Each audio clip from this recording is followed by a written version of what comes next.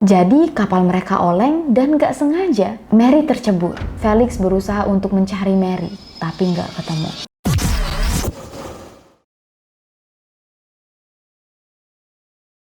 Saat istri pertama Felix Fail tiba-tiba menghilang, semua orang kasihan dengan Felix dan anak laki-lakinya. Lalu, waktu pacar baru Felix tiba-tiba hilang, semua orang bertanya-tanya, kok bisa? Tapi mungkin ini adalah kebetulan yang sangat menyedihkan. Tapi, waktu istri kedua Felix menghilang bagaikan ditelan bumi, semua orang mulai curiga. Ini adalah kasus tak terpecahkan tertua yang berhasil dipecahkan yang ada di Amerika. Langsung aja kita bahas. Welcome to Ruang Gelap.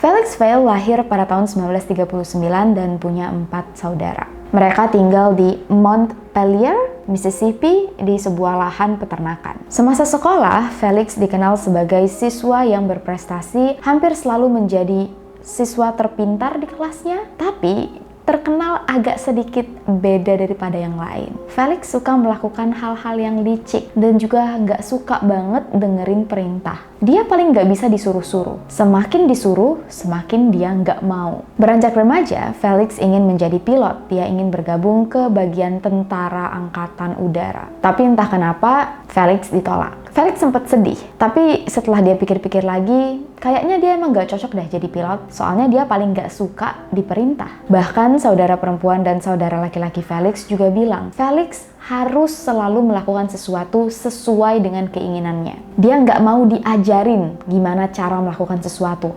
Felix pengennya dia menemukan caranya sendiri. Makanya Felix sering banget dipukulin oleh bapaknya, soalnya batu. Tapi Felix masih kayak anak-anak normal biasanya. Dia deket dengan saudara-saudaranya. Cuman ya memang yang paling aneh dari Felix, dia suka banget melakukan kekerasan terhadap hewan. Pernah nih kucing peliharaan keluarga mereka melahirkan banyak banget anak kucing. Dan karena mereka nggak sanggup melihara anak-anak kucing ini, si Felix langsung ngambil kantong plastik, dia masukin anak-anak kucing ke dalam kantong plastik, terus dia buang ke kotak sampah. Terus, dia ambil pistol dan dia tembak berkali-kali sampai kotak sampah itu berhenti bergerak. Felix juga pernah masukin kucing ke dalam kantong plastik, terus dia banting ke pintu berkali-kali sampai kucingnya meninggal. Felix juga pernah membunuh anjing tetangga. Tapi mungkin karena kejadian ini terjadi tahun 1940-an, gak banyak orang yang merasa ini adalah tindakan yang aneh. Felix masih jadi favorit dan idola para wanita-wanita. Soalnya Felix ganteng,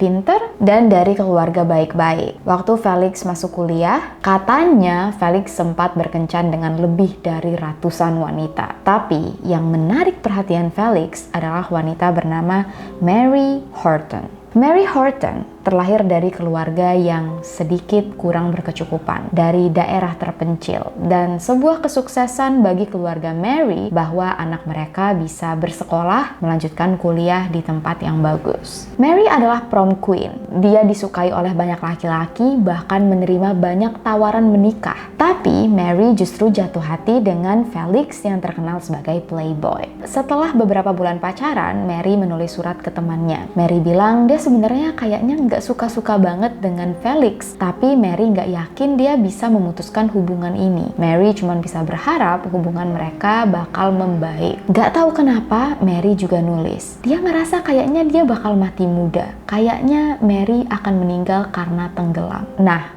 orang-orang di sekitar Mary tahu banget Mary paling takut dengan air, terutama lautan di malam hari. Meskipun waktu pacaran Mary belum tahu bahwa Felix adalah orang yang sangat kejam, Mary tahu ada sesuatu yang agak beda dengan Felix, tapi dia berharap kalau sudah menikah, Felix pasti akan berubah. Jadi, pada tanggal 1 Juli 1961, keduanya menikah. Setahun kemudian, Mary melahirkan anak pertama mereka yang bernama Bill. Dan gak lama kemudian, pernikahan Mary dan Felix semakin hancur. Suatu malam, Mary sempat pulang ke rumahnya untuk ngadu ke ibu.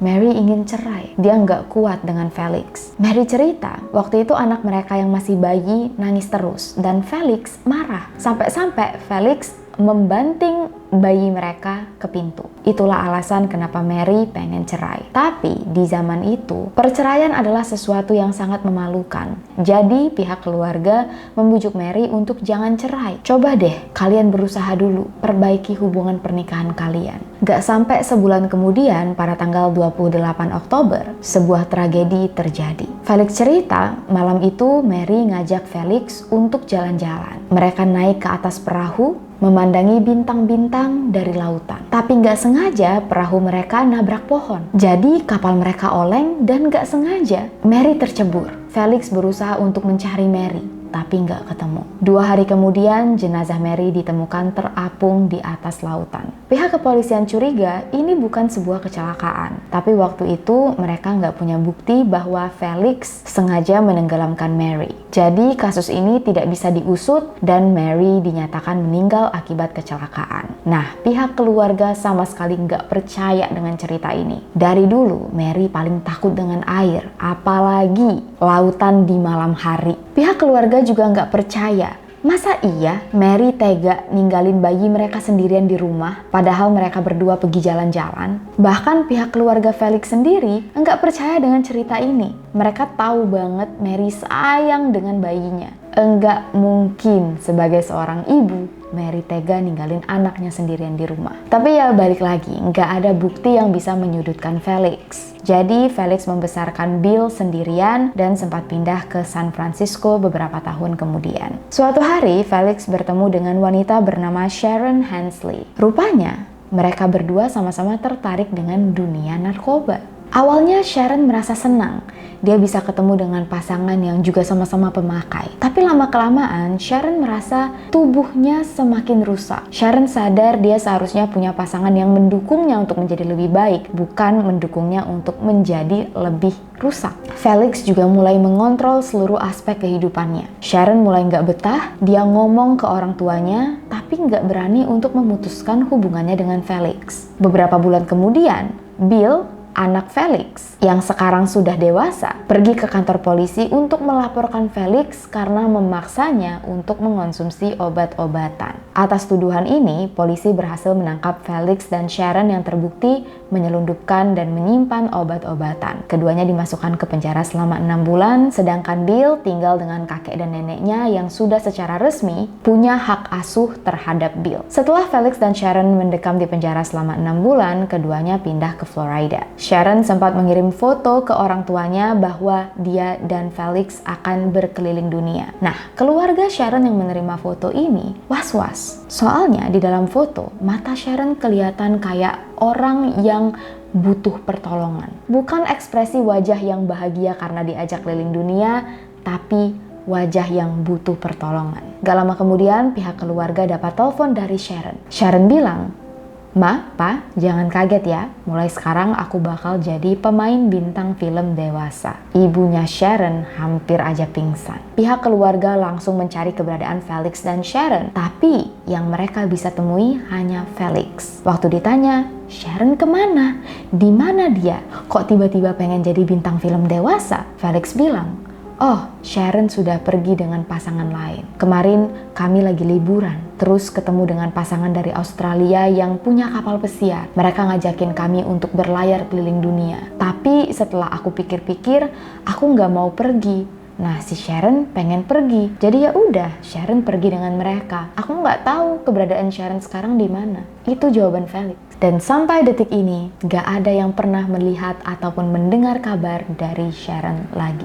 Di tahun 1981, waktu Felix sudah berusia 41 tahun, dia tinggal di Houston. Felix ketemu dengan remaja bernama Annette Craver yang berusia 15 tahun. Dan keduanya jatuh cinta. Gua ulangin lagi, Felix usianya 41 tahun dan Annette usianya 15 tahun. Masih anak di bawah umur. Annette dari dulu sudah ditinggal pergi oleh bapaknya. Dan Annette cerita uang asuransi ayahnya bakal cair untuk dia kalau sudah mencapai usia 18 tahun. Jadi Felix tahu. Begitu Annette berusia 18 tahun, Annette akan mendapatkan banyak uang. Felix dan Annette pada akhirnya menikah di tanggal 15 Agustus 1983. Waktu itu Annette berusia 17 tahun. Dan begitu Annette ulang tahun ke-18, Felix langsung meminta Annette untuk mentransfer uang sebanyak $98.000. Uang yang jumlahnya sangat-sangat banyak. Felix bilang dia perlu uang ini untuk membayar semua hutang-hutangnya. Beberapa bulan kemudian, Felix ngajak Annette untuk liburan keliling dunia. Dan semenjak itu, Annette hilang. Nggak pernah ada kabar lagi. Keluarga Annette bingung, marah, nanya ke Felix, kok bisa Annette nggak pulang? Kenapa cuman kamu sendirian yang pulang? Felix jawab, oh Annette aku anterin ke bus menuju Meksiko. Soalnya Annette pengen jalan-jalan ke Meksiko. Sedangkan aku udah capek. Jadi ya udah, aku biarin aja dia pergi sendirian. Salah satu jurnalis meliput kisah ini dan sadar, kok bisa ya tiap kali pria ini punya pasangan, entah pasangannya meninggal secara misterius atau hilang tanpa kejelasan. Begitu kisah ini diketahui oleh pihak kepolisian, kasus Mary, istri pertamanya yang dikatakan meninggal karena kecelakaan, diubah menjadi kasus pembunuhan. Sebenarnya polisi belum punya bukti yang kuat, tapi sebelum kejadian ini, polisi sempat dihadapkan dengan kasus yang hampir sama. Seorang pria bernama George Joseph Smith dinyatakan bersalah atas pembunuhan terhadap ketiga istrinya yang sama-sama anehnya meninggal dunia karena tenggelam di dalam bathtub. Mereka merasa kasus Felix dan kasus George mirip. Pria-pria ini selalu kehilangan istri mereka dalam keadaan yang tragis. Felix baru mulai diadili atas kasus pembunuhan di tahun 2016, waktu usianya sudah mencapai 76 tahun. Juri di persidangan menyatakan bahwa Felix bersalah dan dihukum seumur hidup di penjara. Keluarga Mary, Sharon, dan Annette merasa mereka akhirnya mendapatkan keadilan. Dan sejak awal mereka tahu bahwa Felix adalah penyebab dari semuanya. Dan sampai di sini dulu cerita kita pada kali ini. Thank you so much atas semua support kalian. Dan kalau kalian suka dengan video ini, jangan lupa untuk like, subscribe, nyalain loncengnya, share ke teman-teman kalian, tulis komentar kalian di kolom komentar bawah, dan juga kalian bisa follow Instagram kita di sini dan TikTok gua di sini. Kita semua sangat berterima kasih karena kalian selalu request kasus-kasus yang menarik, dan gua mohon untuk bersabar karena bener-bener ada banyak list yang ngantri. Insya Allah kita bisa mewujudkan satu persatu menjadi konten yang menarik untuk kalian semua. I'll see you guys very soon in the next video. Please stay safe, take care, and stay alive.